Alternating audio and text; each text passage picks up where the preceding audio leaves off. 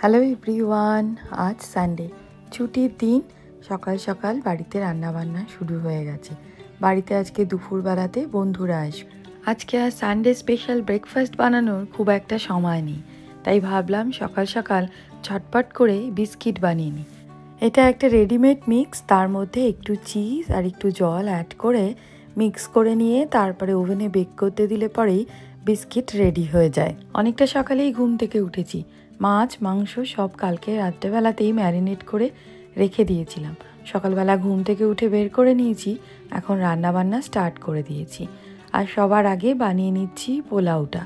এই হলুদ পোলাও বানাবো, কিন্তু চটজলদি করেই বানাবো। কাজু আর এর মধ্যে অ্যাড করলাম না। পোলাও হয়ে যাওয়ার পরে কাজুটা ভেজে মিক্স করে দেবো, আর অ্যাবির জন্য একটু হলুদ পোলাও তুলে রাখবো কাজু ছাড়া। পোলাওটা খুব সিম্পল করেই করব, কারণ এর সাথে মাটন কষা থাকবে, আর মাটন কষাটা তো একটু রিচ আর স্পাইসি হবে, তো সেই জন্য পোলাওটা যতটা সম্ভব সিম্পল করেই করব। আর পোলাও বানানোর সময় আমি শুধু জল না দিয়ে জল আর দুধ মিক্স করে দিই।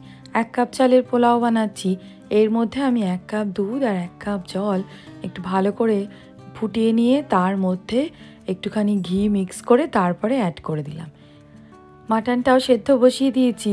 মাটন প্রেশার কুকারে সেদ্ধ হবে না, এমনি কড়াইতেই সেদ্ধ হবে, তাই একটু আগেই বসিয়ে দিলাম। প্রায় 1.5 ঘন্টা মতন লাগবে সেদ্ধ হতে। 20 মিনিটসের মধ্যে বিস্কিটটা রেডি হয়ে গেছে। এটা খুব চটজলদি হয়ে যায়, চা বা কফি দুটোর সাথেই ভালো লাগে। এদিকে টি পটেও চা একদম রেডি হয়ে গেছে। এবার বিস্কিটটার ওপরে একটু বাটার মেল্ট করে, আর ওই প্যাকেটটার মধ্যেই একটা হার্ব মিক্স ছিল, সেইটাকে মিক্স করে নিয়ে এবার একটু ব্রাশ করে ওপরে দিয়ে দিচ্ছি। বেশ একটা বাটারি বিস্কিট, এটা খেতে খুব ভালো লাগে। সকালবেলাতে একদম হালকা হালকা ঠান্ডা আছে, কিন্তু ঠিক করলাম সবাই মিলে বাইরে বসেই চাটা খাবো।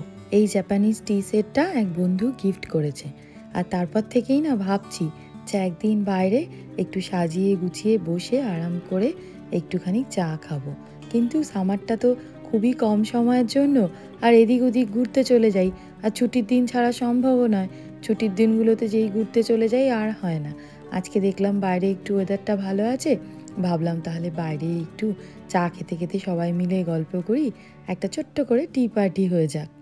3rd কাপেও চা দেওয়া হচ্ছে অ্যাবিবাবুর জন্য। একটুখানি চা খাবে বলছে আমাদের সাথেই, একটু হানি দিয়ে ওকে চা দেবো আজকে। সকালে চা বিস্কিটের পর্ব শেষ হয়ে গেছে, আর একটু পরে অ্যাবিকে একটা রোল বানিয়ে দেবো। অ্যাবির আজকে আবার একটা সকার খেলা আছে, ওর ফিরতে ফিরতে 2:30, মানে ওর খাবার খেতে খেতে 3টে বেজে যাবে। তাই ওকে বললাম ওই 11টা সাড়ে 11টার দিকে একটা রোল বানিয়ে দেবো। আমি এখন মাছ ভাজাগুলো বসিয়ে দিয়েছি, আর এদিকে মাটনটাও হয়ে গেছে। এই মাটনটা হতেই বেশি সময় লাগে, বাকি রান্নাগুলো এবার ঝটপট করেই হয়ে যাবে। রান্নাবান্নার মাঝখানেই একটু বেরোলাম, একটু দোকান যেতে হবে। অ্যাবি ওর বাবার সাথে সকার ক্লাসে যাচ্ছে, তাই আমি বললাম ওরা সকার ক্লাসে যাওয়ার সময় আমাকে যেন একটু দোকানে ড্রপ করে দেয়। ফেরার সময় আমি একাই চলে আসব। ওদের সকার ক্লাস থেকে ফিরতে ফিরতে অনেকটা সময় লাগবে, তো তার জন্য আমি আর আজকে যাচ্ছি না ওদের সাথে। আমি ফিরে এসে বাকি রান্নাটা কমপ্লিট করে ফেলবো।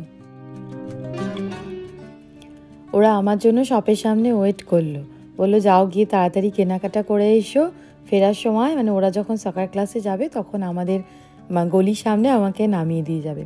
ওই যে ওরা আবার চলে গেল, এবার আমি এইটুকুনি রাস্তা হেঁটে চলে যাই। কালকেই বিকেলে বেরোবো ভেবেছিলাম, কিন্তু কাল বিকেলবেলা ওই যে অ্যাবিবাবু বায়না করলো লাইট শো দেখতে যাবে, সেখানে গেলাম বলে আর যাওয়া হলো না। আর আজকে সকালবেলা থেকেই ভাবছি এই রান্নাটা কমপ্লিট করে তারপরে যাব।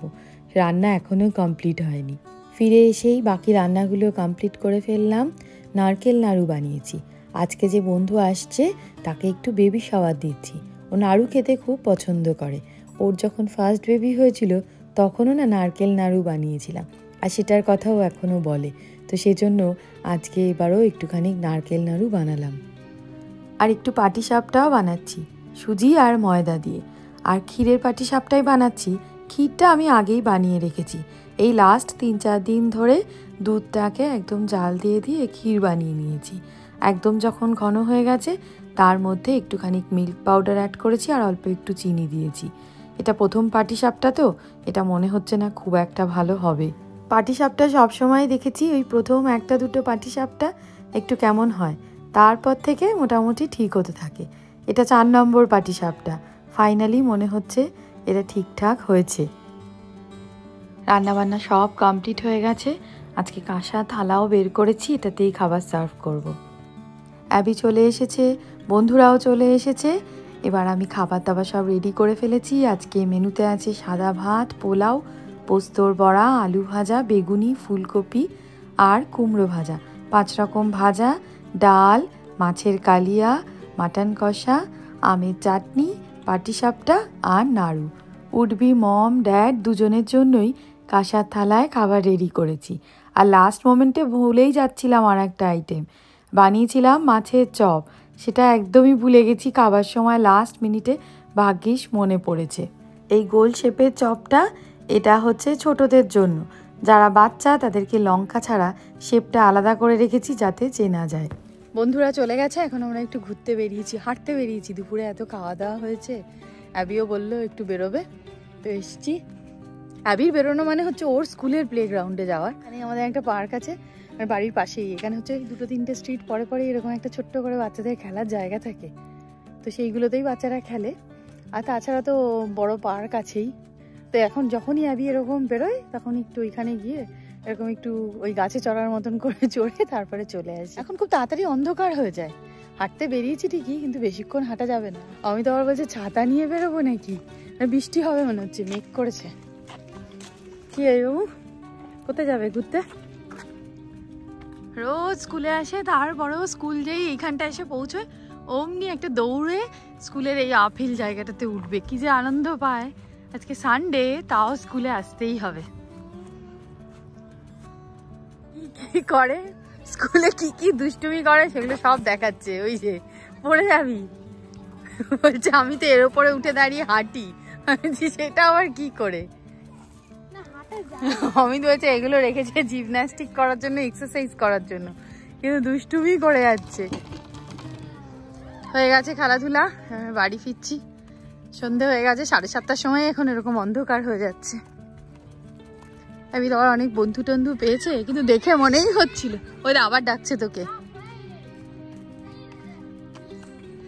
আমিকে ডাকছে, আমি বলছে নট প্লেইং।